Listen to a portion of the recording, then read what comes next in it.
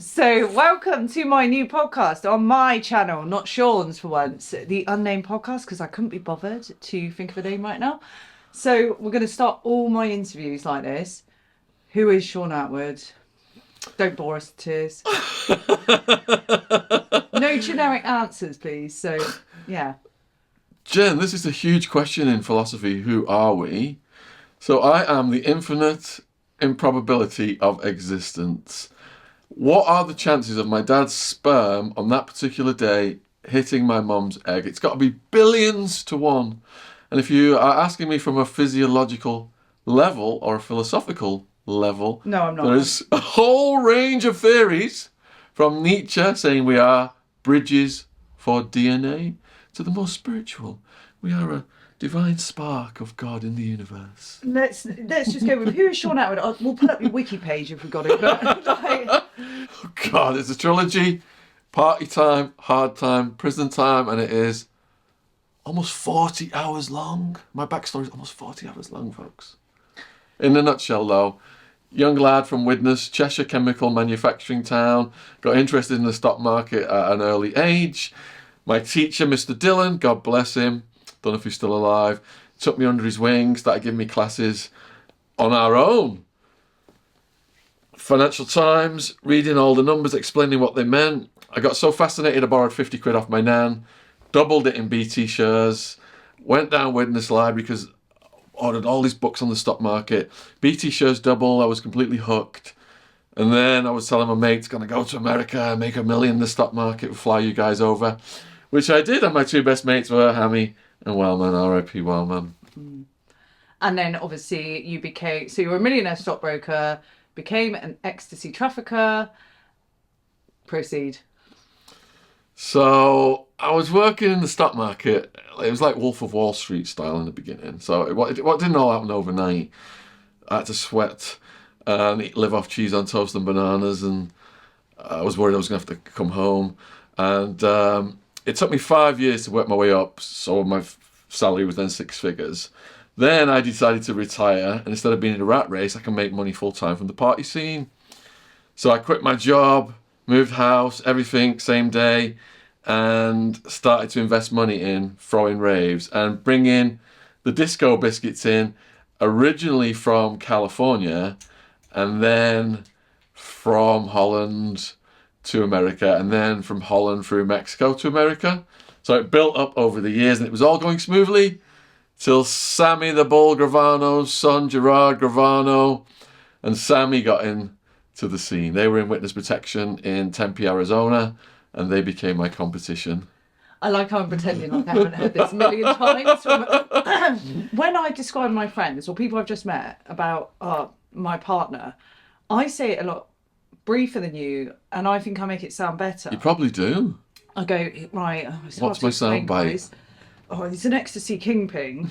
But he's a millionaire stockbroker, then ecstasy kingpin. King and then Ping. Ping. Like Pengaling. Pengaling. King of Pinga. And then he stopped dealing, but then a year later they bust through his door, and he spent 6.5 years in one of the world's toughest prisons, Arizona County Jail, with Sheriff Joe Arpaio, who was, he's seen all sorts in there, like people cutting their nuts off and stuff. And then he got deported back to the UK, where he became a bit of a bore. And he started a YouTube channel in 2008. I met him in 2020, and here we are today. But that's why I got together with you, Jen. No. Is to complement my boring. You bring exciting into my life.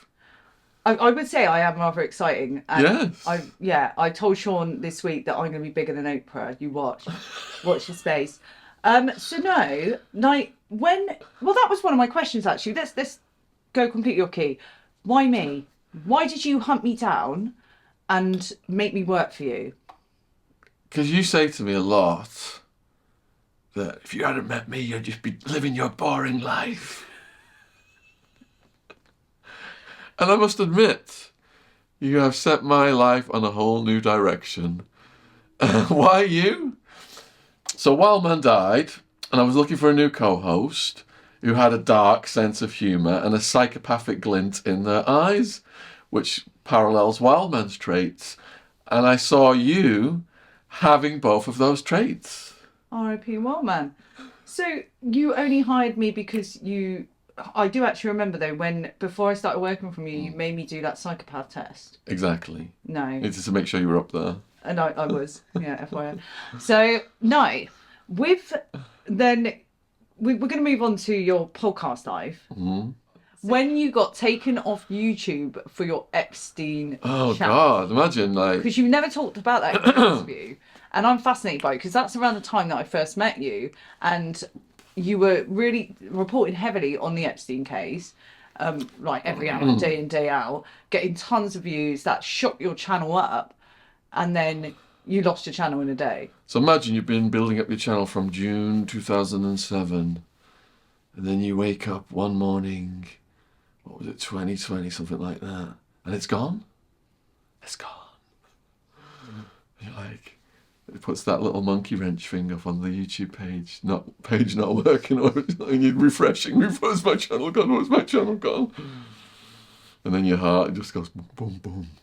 It's like the SWAT team have come back in the room. Boom, boom, boom, boom, boom, boom. Sorry, that took you back to the moment the SWAT team walked in. The heart rate did. No. Yeah. Why? Because if you've invested 2020 minus 2007, 13 years of your life in something that's become your main career, and it has been nuked overnight, and you wake up and all you can see is the nuclear fallout, the monkey thing, yeah, it affects you. What was your first thought? Followers or money? Neither. It was Rubbish. It was how the Absolute rubbish. what the F has just happened. I was just dazed. I was like, whoa. Yeah. And obviously then it was, if I remember rightly, they started lobbying on Twitter for your resurrection on YouTube. Because didn't you have to go to the police station first because of this? Or you tried going to YouTube headquarters. We'll get to the police station story. But you went to YouTube headquarters to try and get them to open you up, and you were trending on Twitter. What was it? Put Shaun Attwood back up. I don't know what the hashtag was. So if someone loses their channel, the protocol, as I found out in the ensuing days, is to have people go on Twitter at Team YouTube, I think is the handle, and then just have people constantly like lobbying for you to come back. Because I think YouTube, they probably eliminate a lot of channels through AI, but if they realise there's a lot of support in the public for a channel that they've eliminated, then they start looking into it more quickly. That's the theory anyway. When you get your channel deleted, you don't really know why, and when they put it back, you don't really know why.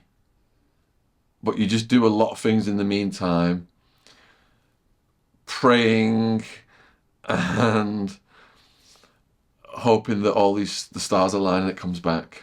So what was this trend on Twitter? So the Twitter thing was just the at Team YouTube thing, where people were just at Team YouTube all the time asking to bring it back. And so there was a ton of your followers just harassing YouTube potentially to get you back on. People who'd supported me for years were telling YouTube how much the channel meant in their lives and what good we were doing helping survivors, and presented a really strong case. Why do you want to do so much good work? Good grief, Jen.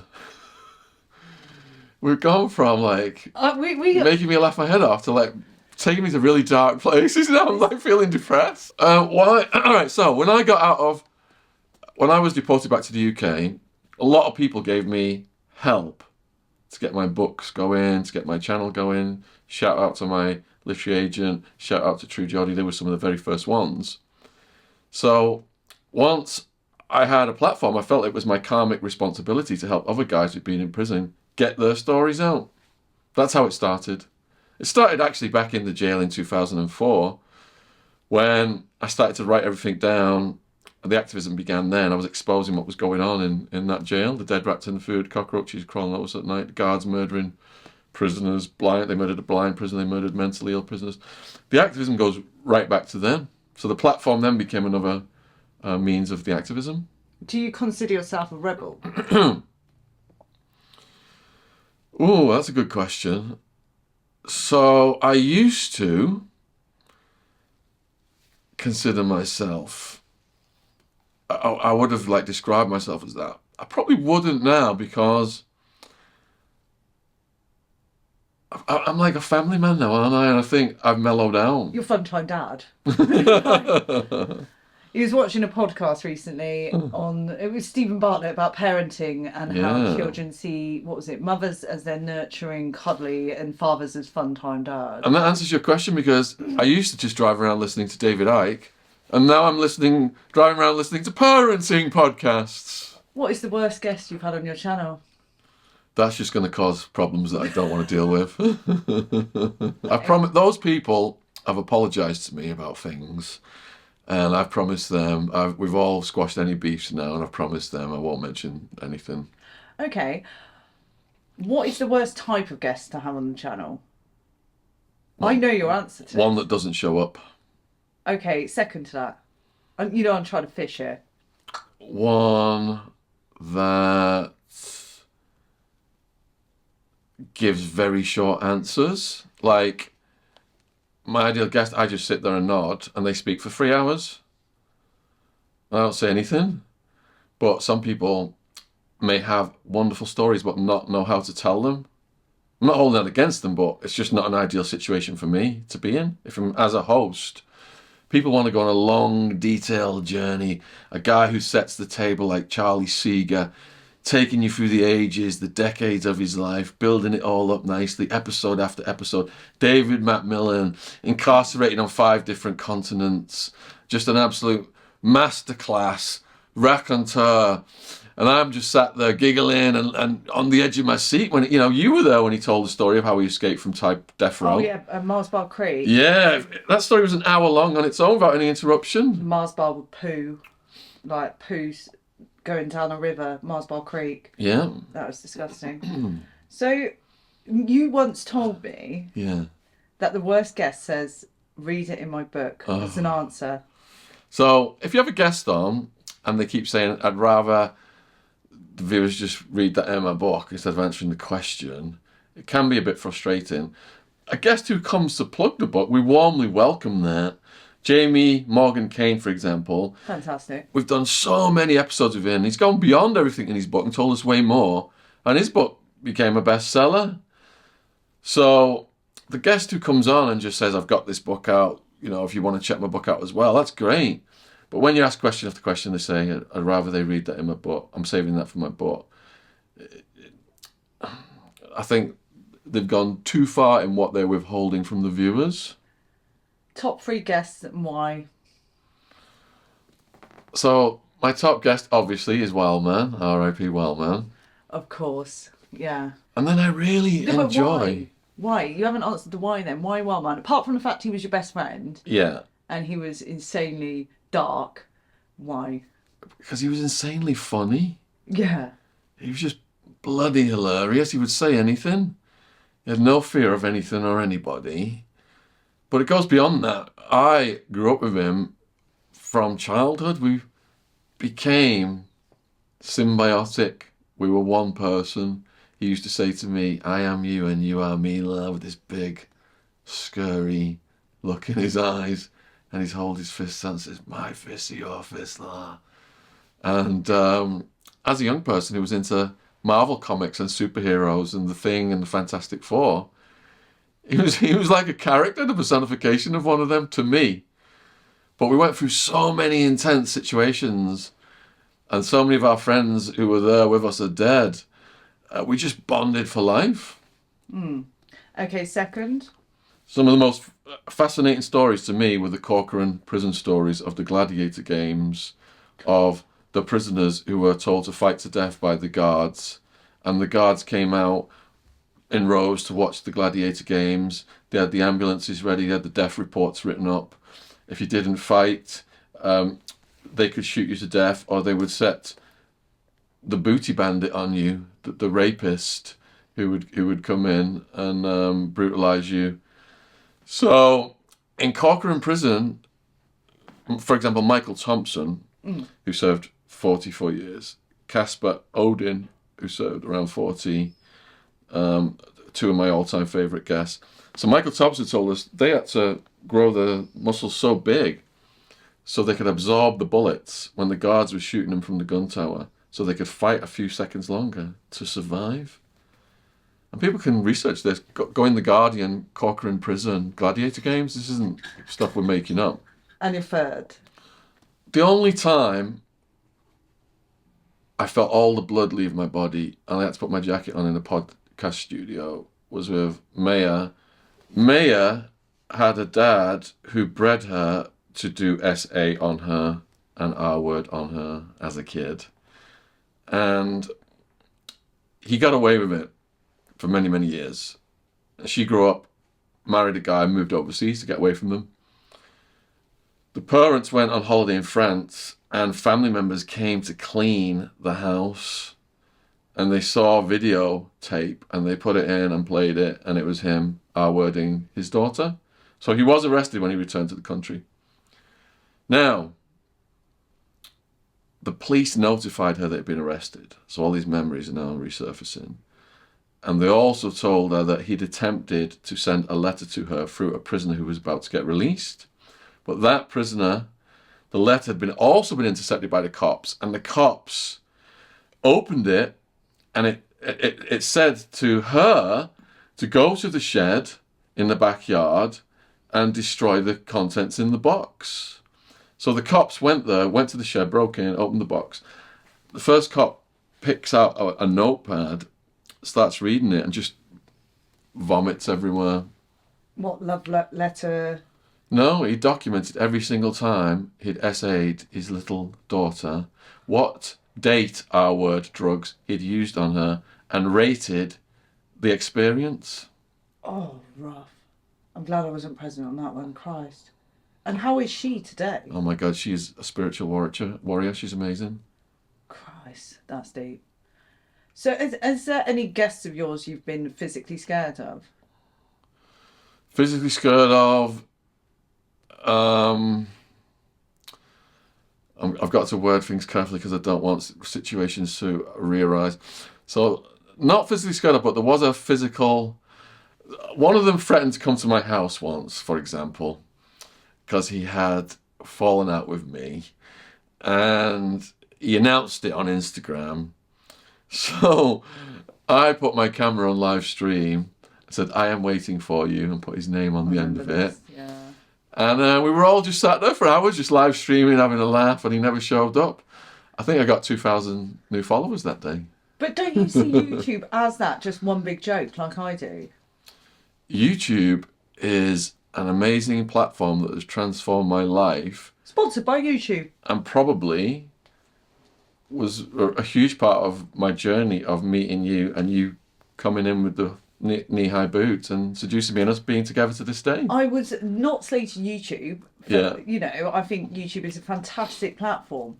But it does seem to me that there is just... People can get really consumed in what's going on in the sort of YouTube community and forget that there is, you know, trees and a life outside. They seem so obsessed with it almost. And situations like that arise and it's like, actually, would that happen outside of YouTube? No. So why are people having these situations arise, like the podcast wars and stuff like that? I've never understood it. Never understood it. So YouTube is an instrument for people to use for good or bad. And instruments are always going to be used for both. And do you feel like the freedom of speech movement is working in a good direction now? Since Trump got in, I am hoping so. You saw all the tech bosses line up behind him at his inauguration. Probably went, you know, with the pathetic little... We will not... Somebody would blank that a moment. So, you know, they've obviously made their political contributions, and his executive orders state that if you penalise content creators now going against freedom of speech, then you are opening yourself up to some kind of sanctions yourself. So he's set the tone. Let's see how it plays out. So what do you think of Elon? I was shadow banned on Twitter until Elon took over. So that to me was the beginning of me getting more traction on the platforms, and I do appreciate that. I think he's turned Twitter around. The fact that he exposed how the CIA and the government was corrupting Twitter to push certain agendas for the deep state, I thank Elon for that as well. There's good and bad in everyone. People are going to find faults in Elon as well. But my thing is, I try and focus on the good and how these people have helped me be able to talk more freely and help people whose stories have been suppressed. The only thing I will add is I absolutely love Elon. I'm proper team Elon. But I did notice when I was doing a bit of investigation on BlackRock that they own 6.8% of Tesla. Yeah, they've got stakes in. You know, they've got everything, Coca-Cola, they've got it, like, well, obviously it goes in one big circle, we won't get too deep on that. They've got stakes in everything. Yeah, and I thought... Including GoPro, which is down at 70 cents everyone right should now. buy a GoPro. 50 pence. I really live for GoPro. GoPro shares GoPros are amazing. are down from almost $100 a share to 60-something cents right now. So you obviously dabble in the stock market these days. Let's get a GoPro move going. Yeah, so GoPro, they've got a new AI camera coming out apparently. Buy a GoPro, thank you. GPRO is the stock symbol on Nasdaq. So we're gonna continue with some of the work you're doing now, and I want to get deep on the grooming gangs situation epidemic here in the UK, because you're doing a lot of interviews on that, and we did one together the weekend. Yeah. And I want to delve deep into your thoughts on that. One of our themes of the channel is to end the war on drugs, end mass incarceration, about which I've written several books deconstructing them. Take all those resources and go after the predators, whether they are elite predators of the Epstein contingency, whether they are Catholic priests, whether they are grooming gang predators. And as we research these genres, we always find there's some kind of enabling element to them. So with the elite predators, like Epstein and Maxwell, you've got them clicked up with the Clinton crime family, and you've got them clicked up with Israeli intelligence. So these are powerful entities that can put the block on, for example, the Epstein unredacted list being released, as we've seen recently with Pam Bondi.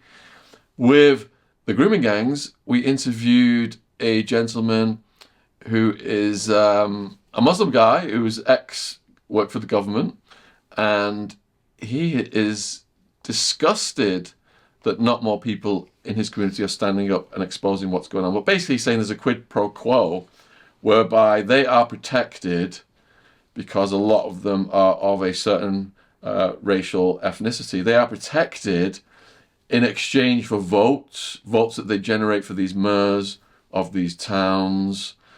And it's a quid pro quo that enables it just to keep going and going and going. And they estimate this criminal apparatus has destroyed the lives of tens of thousands of girls. And it's ongoing. Just 2 weeks ago, the vote to have an inquiry into grooming gangs in London was shut down by Labour, Conservative and Reform. They all voted against it. Why do you think that is? It's all about money and power and votes. It's disgusting. They don't care about these girls. They view them, as Maggie Oliver told us, as throwaway people. They're out there in miniskirts, listening to music, drinking alcohol on the streets. They're asking for it. And that's the attitude of some of the cops. Maggie told us as well. Now, I've always said, like, moving on to a lighter subject now, we've only got so much time, so I'm like, right, next question. So, in your millionaire stockbroker days, like, I always vision that, like, bit Wolf of Wall Street. Totally. And was it? Yeah. Were you throwing people who were height challenged down slides? We were so high, Jen, that when it came to pick up the height challenge people, no one was able to drive to get them. We always had to they were making us put huge deposits down. And we still didn't pick them up. How much was the deposit? I think hundreds and hundreds of dollars to get them to come out. I did not. You never said that on a podcast. No, you've never been asked it. Well, there we go. Yeah. So, right. And we weren't going to throw them around. Child's play. That's condescending to height disadvantaged people. We were just going to have them kick it with us and hand out flyers and promote our raves. That was all. Not fire them out of cannons, no. Well, that's fine. Yeah. What else did you do that was similar to Wolf of Wall Street? You told me not to get sexual. Get it? Well, it's not about me this time, is it? So, Well, the consumption of substances fantastic wording.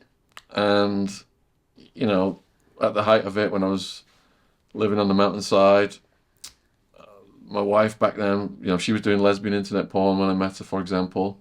And I'll just leave the rest to people's imaginations. Your life as well. Do you miss any part of it? No, I just look at it as a chapter in my life I was going through when I was a young person. And I think I'm happier now than I was then with you and baby Ziggy. Of course you are. You lucky, lucky man. I'll come down the stairs, right? Every day and say, Every day. No, what is it? what's it like living with this? No, I go, what's it like? And I just look at him deadpan. I'm like, what's it like? And he knows exactly what I mean. He goes, And I say, why are you always yelling at me? Because I'm horny all the time. Dude, right, I'm going to go on to your spirituality now then. Can we talk about your trip last summer? So I did the plant from Peru, and In as much detail as possible. oh my god! So the yurt ceiling turned into a giant seashell, descended upon my Let's head. set the scene. Right, you love 20-minute stories with your guests. Make it into a 20-minute story, please. And I can sit back, relax, and chime in what happened to me. We're in a yurt, about 40 people at the perimeter, laying down on yoga mats and bedding. Jen's on the opposite side because she didn't want my vibe affecting her high ride. Hive affecting the hive. So there's the shamanic people at the front with the eagle's wings and the bones and all that stuff, the priestesses. And we chugged these drinks that weren't as unsavory as some of the chemical compounds I've had in my past, so I coped. But anyway, I'm laid out on my yoga mat, and all of a sudden, the ceiling turns into a giant seashell which descends upon my head. And then I'm getting these visuals coming into my eyes, and I'm just zoning off. And as I close my eyes, the visuals just got intense. I'm going up and down this roller coaster, up and down this roller coaster. So I open my eyes high, put the brakes on, and it puts the brakes on a bit, puts the brakes on a bit, puts the brakes on a bit, and then my eyes go again. Intense, intense, intense, too intense, intense. Open the eyes, puts the brakes on a bit, puts the brakes on a bit. Close the eyes, intense, intense, intense. Open the eyes. There's no brakes left now, folks. I am gone. Now I'm just laid flat. Don't even know who I am, what position I'm in.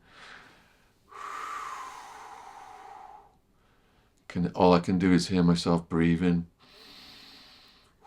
Keep breathing. Keep breathing. Whatever you are, you're alive. Keep breathing. I can hear people puking around me, and I remembered people are puking and having the runs and the diarrhea. This is normal. And I'm thinking about the diarrhea, and then my sphincter's just pulsing now. Oh my God, am I having a diarrhea? I gotta clench, I gotta clench, I gotta clench, I gotta clench.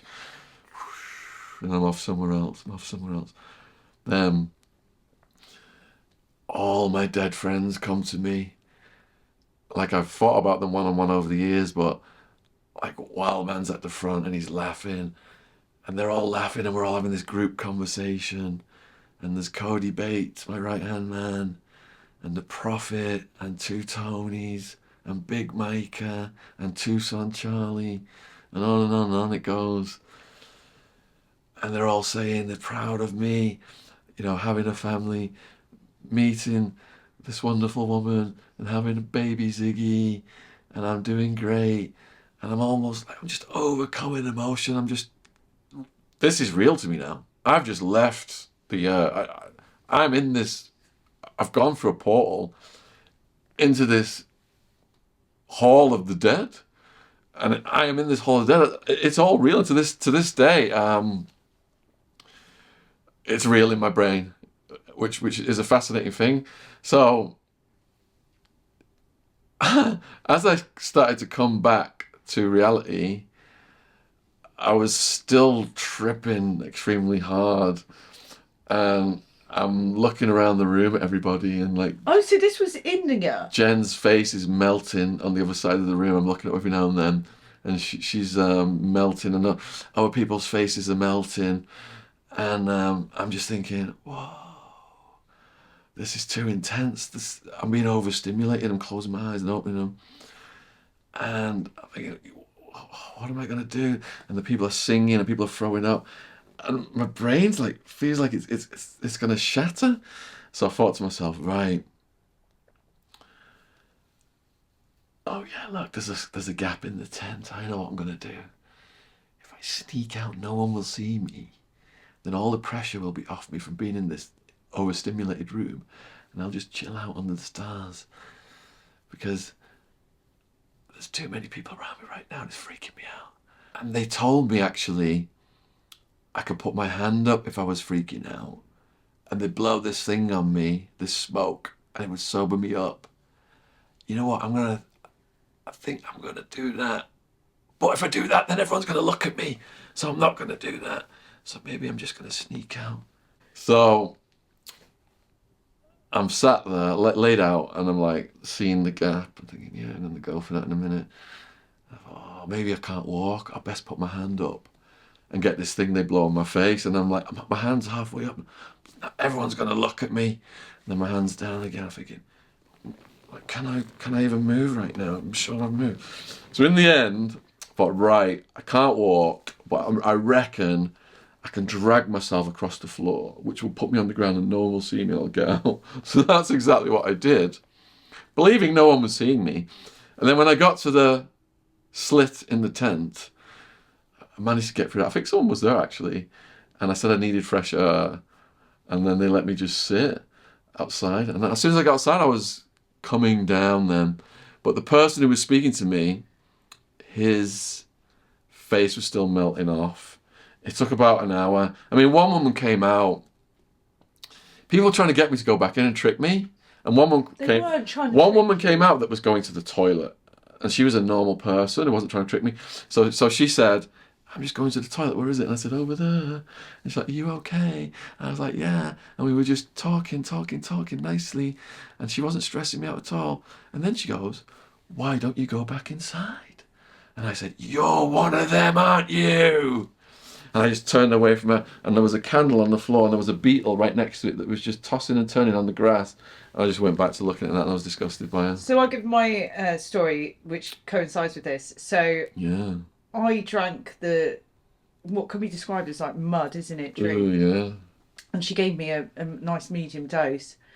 So I went up to the altar, drank this drink, went back to my seat. Yeah. I prepped myself for this, and I've been watching tons of YouTube videos on the stuff, and I thought, right, I'm going to see death, I'm going to see the devil, I'm going to see everything awful. All my inner demons are going to come up to life. And then I went back to my seat, and like we said, Shaun's opposite. And I just sort of get cosy in it, and I fall asleep. Yeah. I feel warm and fuzzy, and I fall asleep.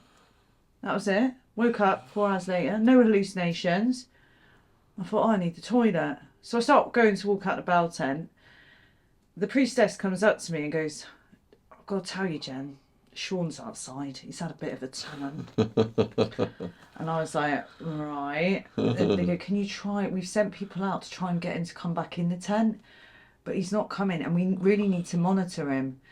And I was like, I'll go get him. So I went out to the toilet. I thought, I'm going to use the toilet anyway, regardless of helping you first. So, and then came over to you, and you just sat on the floor staring at a candle like that, a big smile across your face, and you look up really slowly like that.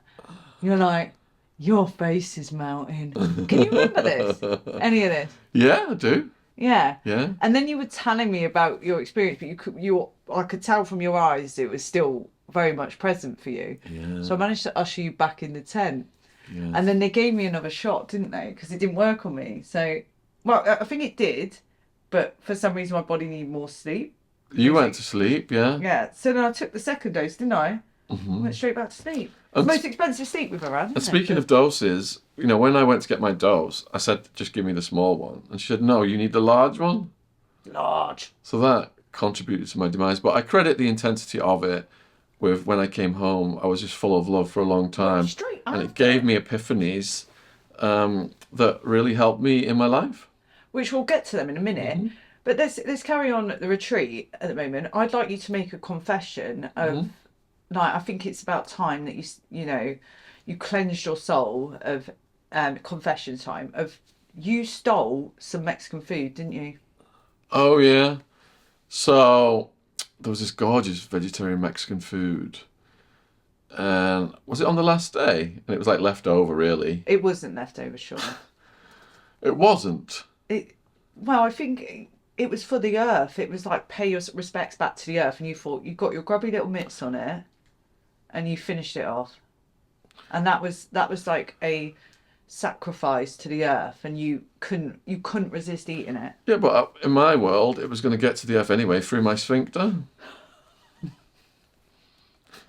All right, but no. Since then, I have noticed it's a real strange energy around you. Right. Yeah. Where do you sit with your spirituality? So, as it said on the parenting podcast, having a baby, and Ziggy's the light of our lives, but it's going to disrupt your sleep for about 5 years. So last week, we were in hospital till 5 in the morning on one day, up till 3 the 4 the previous day and 3 the day before that. So Jen, my energy is all over the place. Like last night, in the last 3 days, I've driven to Liverpool, Coventry, back to Bristol, out to Surrey, Farnham last night, back here, for 11 o'clock. With Ziggy just coming off his illness, it affects you. We're exhausted all the time, aren't we? But we're warriors, and we soldier through, and we keep doing our live streams and our podcasts. That's what we do. Yeah. Why did you invite the Jehovah's Witness into our house several times for a chat? To do a podcast with them, but the elders wouldn't approve it. Why?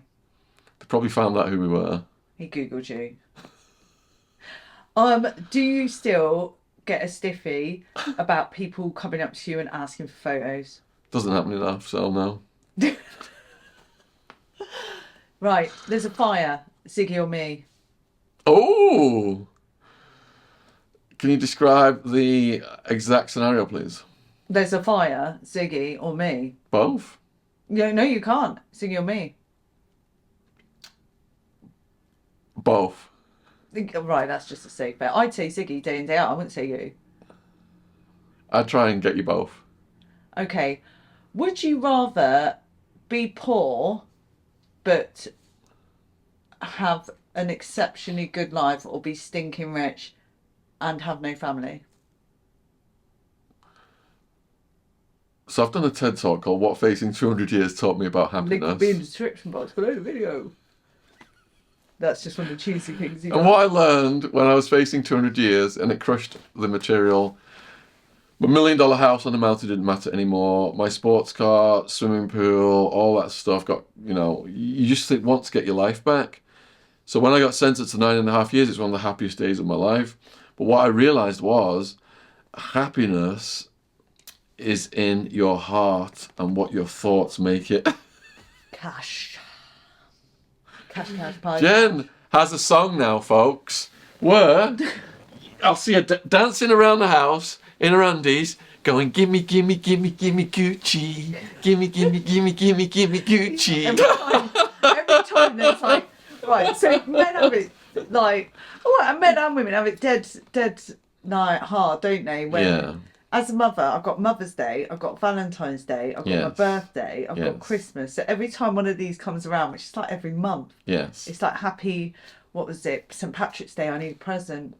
Yeah. Gimme. You're worth your weight in gold, love. You deserve to own the whole Gucci company. I'm going to buy it for you, actually. Do you think I'm materialistic? What's your definition of materialism? Obsessed over material items. Only sacrifice my life for them. Only Gucci. No. What would you sacrifice your life for? Ziggy.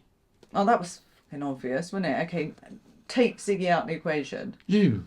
No, take me out of the equation. My mum and dad and sister. Oh, you're just such a family man. It's fantastic. Thank you. Would you say that is the biggest improvement you've seen in your life over the years? Yes. Yeah. What could be more important than baby Ziggy? In your pre-incarceration life, what would you, if you could, and this is anything, take from that and put into this life? And you could get away with it. What from my pre-incarceration life would I take from that life and put in this life? So, I guess the only thing that would help is, and I've still got it, is the work ethic, the extreme. Workaholic. You call me the robot. Yeah, I just wish you'd be a bit more tidier. Tidier. Yeah, maybe that. Tidying takes away from work. What's that? I'm trying to think of the YouTube-friendly term. You've taught me to sit on the loo now and do my emails while I'm crapping. Anything that takes away from work, delegation. We've got to clean, haven't we? Yeah. Fair. So, right, what have you never told anyone on camera before? How much I am saving up to get you Gucci. On a deep level, Shaun. Let's go. Right, take a deep breath in and out.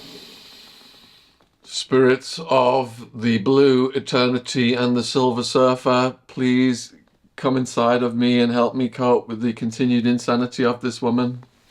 Fantastic. Right. So, what is it that people don't know about you? What don't they know about me? I could expose you right here and right now, but I'm choosing not to. I think I'm giving. That I'm wearing Calvin Klein boxers, not the briefs, the actual like short ones, shorts ones. What's embarrassing about that? Nothing, but they don't know that about me. Oh, that's piss poor. Come on. No, I need something. I want something deep from you, Shaun.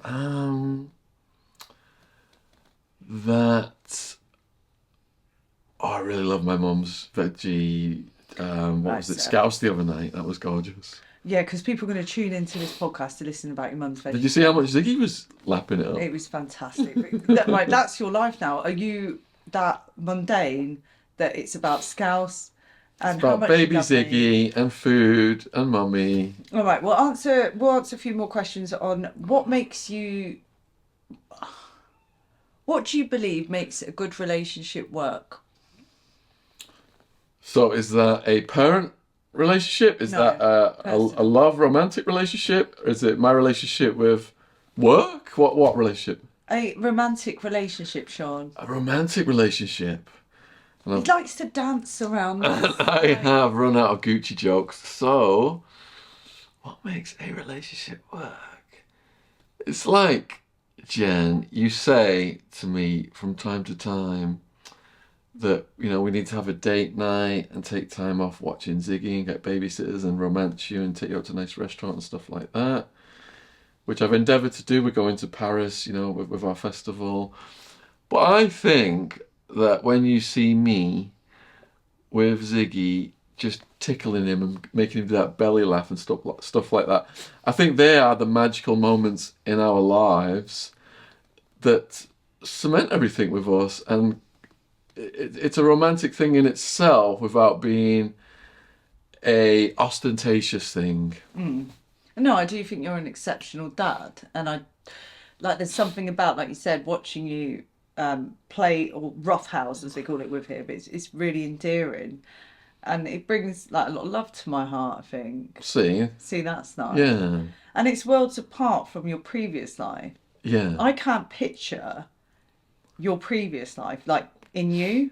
I really struggle to see that. Mm-hmm. Like when I hear all your crazy stories and like the first wife threatening to cut you off, and then, you know, the partying ways and wild man stories and like guns and all that, I can't see that in you. I can't see that at all. Yeah, people say that it's hard to reconcile me, like the nerdy business studies guy, stock market guy, with someone who got so deep into the underworld. But I always say that I was this guy, stockbroker gone wild, who got gangsteritis. That was a term that came from my friend Two Tonys, who I met in prison.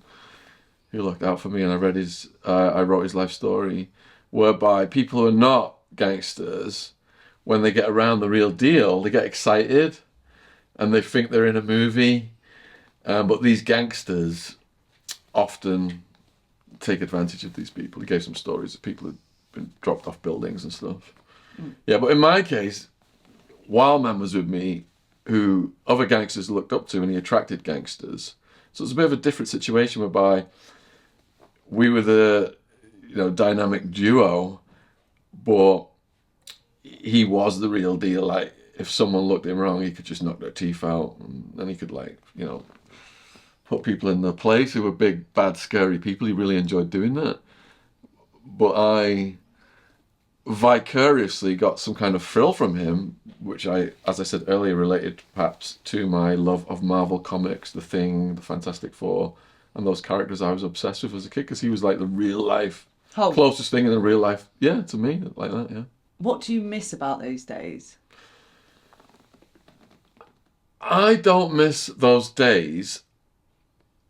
It's like, if you think of nostalgia, I can look back, like when I watched The Sons of Ecstasy, and you relive it, and that, I read a thing the other day that a guy's done, a script, and I relived it. I was, it gave me a good feeling watching these documentaries and stuff and reading these scripts. But it's not something I pine for.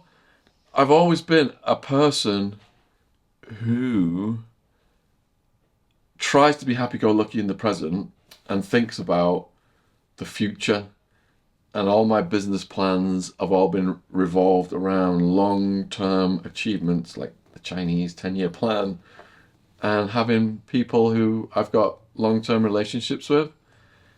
I think they are key in being successful. 100%. I see that with you and your business. You very much are like, what's that saying you say? Let them flourish in my garden. Is it that?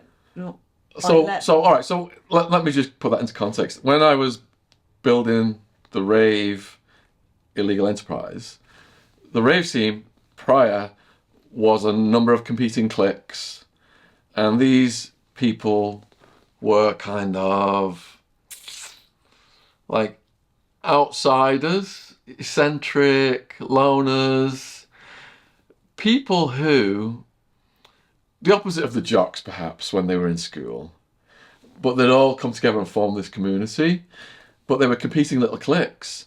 So as I started to incorporate all these cliques into my criminal enterprise, one of my catchphrases was that, we're going to let everybody flourish in our garden. And you still use it to this day? You take the piss out of me to this day with it. I don't apply it anymore. You said it to me. I let people flourish in my garden. Yeah, I say it facetiously because you know the backstory, but the viewers didn't. But now I've put it into context. Now they know it, and they know you're not a total weirdo. But, right. So, would you say Andrew Gold is your protege? So Andrew Gold was my co-host on the channel for a while when he was coming up on YouTube. So I did have a role of, would you describe it as mentorship? I don't know. What would you describe it as, Shaun? You're getting back to him flourishing in our garden now, aren't you? That's the point here. Why do you think that? Do you think I'm trying to weave everything? I think you're just trying to take the piss. I'm not taking. You are. This is what I want. Is a podcast, as you call it. I hate the name podcast. I like chats, like how you talk to someone normally. Like we're sat around a dinner table. Yeah. I enjoy interviewing people about their life stories, but at the same time, I like natural approaches. I don't like fakery. I don't like falseness. And I find some interviews I watch are really like stretching and clutching at straws. And I don't want that for myself. I want everything to be really organic. Like, I'm not going to sit here and pretend I don't know information about you, because I do. So I've never been interviewed like this by anyone before in my life. And I'm trying to figure out whether it's because you've just got this new approach that you've decided to pilot. I am an anomaly. Yeah. I'm one of them. I'm trying to figure out whether it's because you know me, so you can like grill me in weird, peculiar ways. I did the same to Kaz. Or this is just this new structure you're piloting to see if it works. But It's going to work. I'm finding it quite intriguing, Jen, to be honest, because I'm so used to answering all the same questions when I get interviewed. And this is completely different. So And yeah. this is... Props to you for being a trailblazer. I am a trailblazer. What did I call myself the other day? It was quite impressive. I'm honestly not that pumped though. I mean, I suffer with insecurities like the rest of them. Do you suffer with insecurities? Because when I met you, I honestly thought this is one of the most secure, like mentally secure men I've ever met, and I put that down to, I don't know, 6.5 years in prison with like actually, having to be quite disciplined there. And So I had social anxiety. That was Yeah. my insecurity as a teenager. I went through a period of that.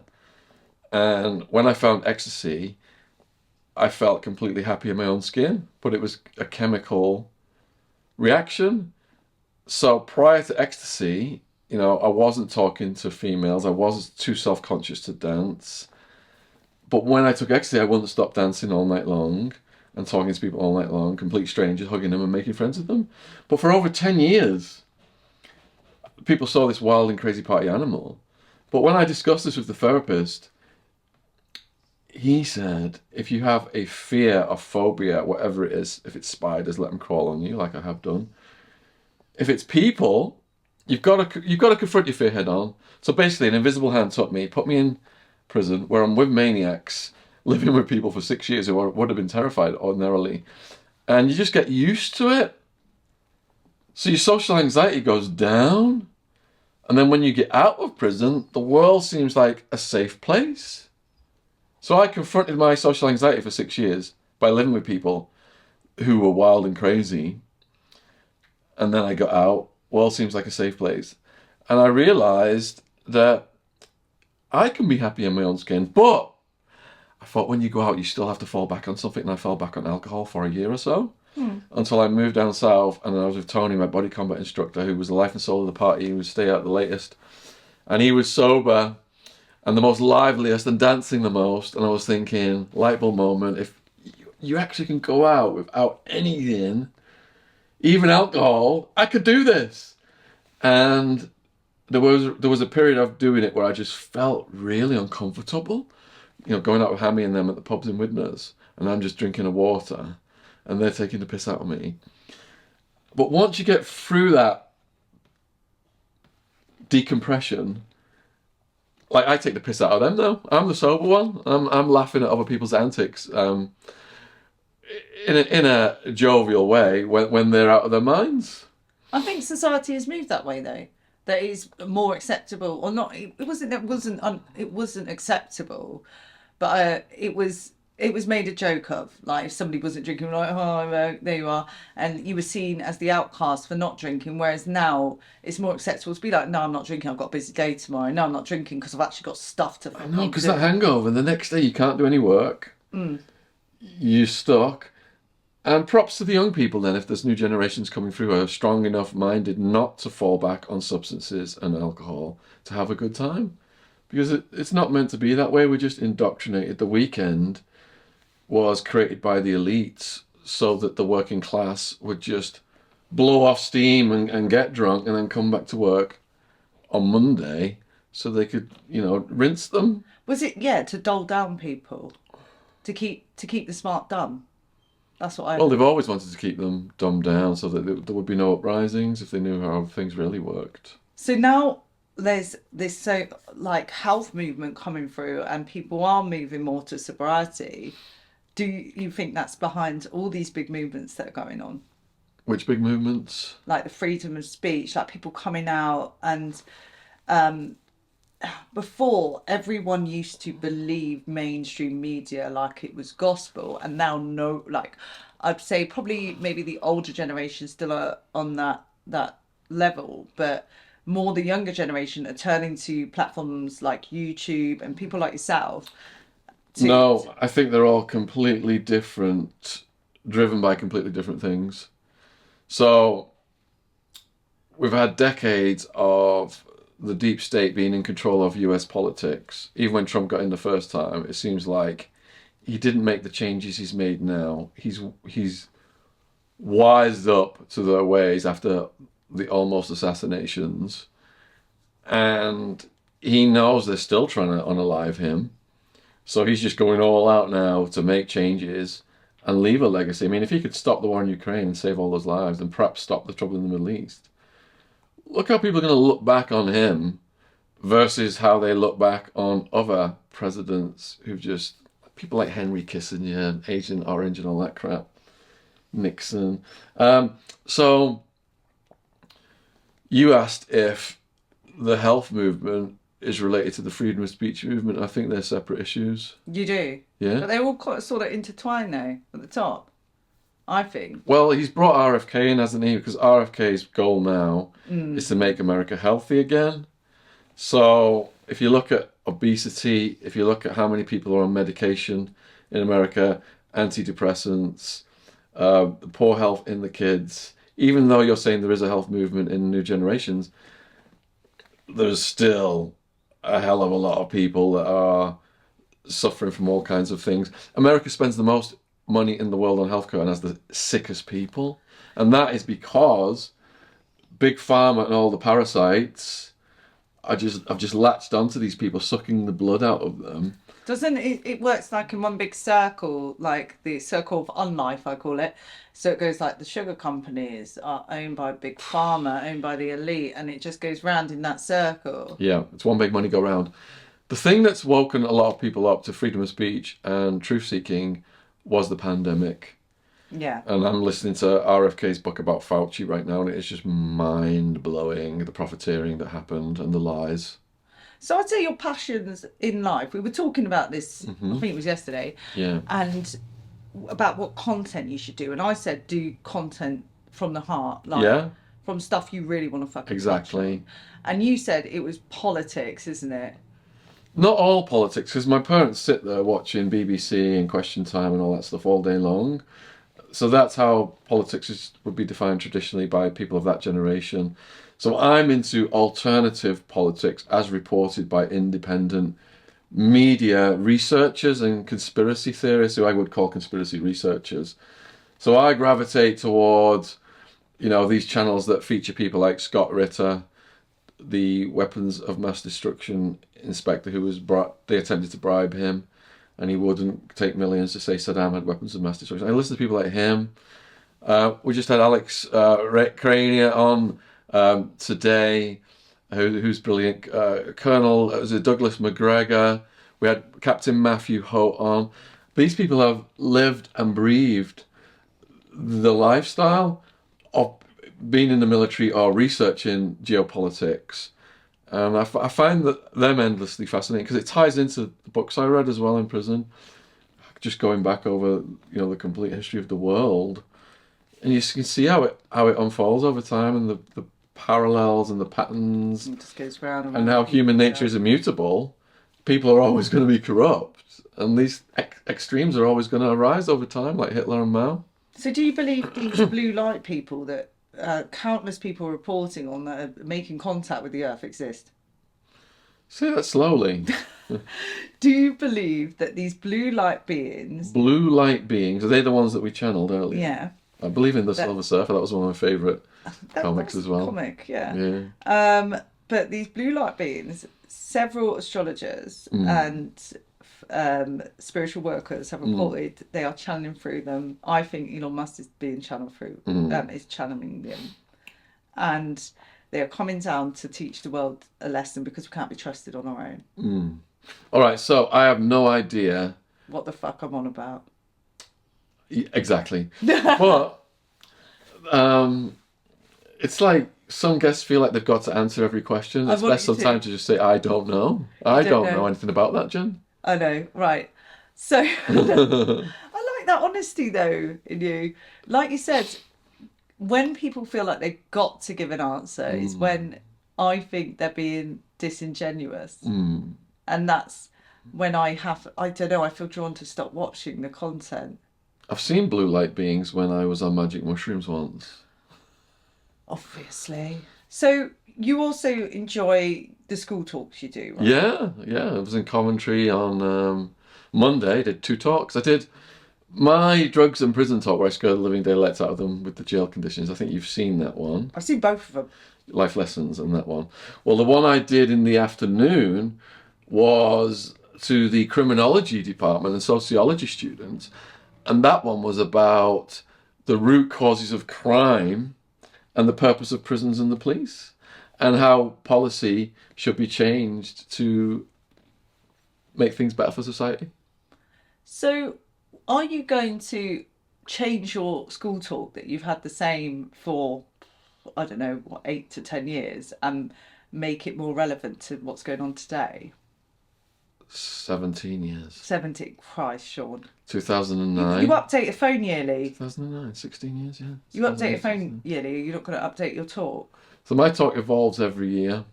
So as I research and write books, I incorporate things and I try and make it punchier. And the teachers have guided me over the years, and it's just completely evolved. So teachers that see it one year and then see it 3 years later are like, wow, the talk's changed. This is so interesting what you've added and things like that. So your book, Life Lessons, I haven't picked up. I've seen it downstairs in the stash, right? Yeah. What is your biggest life lesson? So personally for me, there's two things. I would say to make slow and steady progress in life instead of going for the fast cash and the excitement. Tortoise winter race. And then to go inside yourself and understand your mental dynamics. Socrates, know thyself. Because if you don't understand how your own brain works, and my therapist told me to keep like a thought journal and document things. So over time, you capture your emotional shifts and you see how you mature as a person in your writing.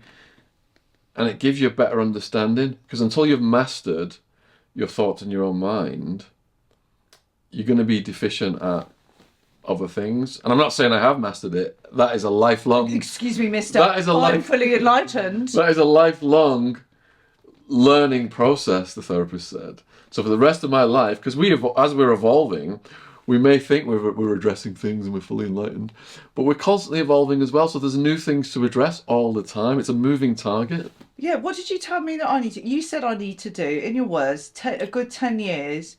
In prison. Yeah. To reflect on your wicked behaviour and become a better person. I think that would do you a lot of good, Jen. Great advice there. Yeah. Yeah, thanks. What do you think to my woo-woo behaviour with my planetary obsession and spirituality? I think it balances out your psychopathic masculinity. Do you think I have too much masculine energy? You did, but you're becoming more feminine. How? I don't know how you're doing it, but it is happening because I'm witnessing it.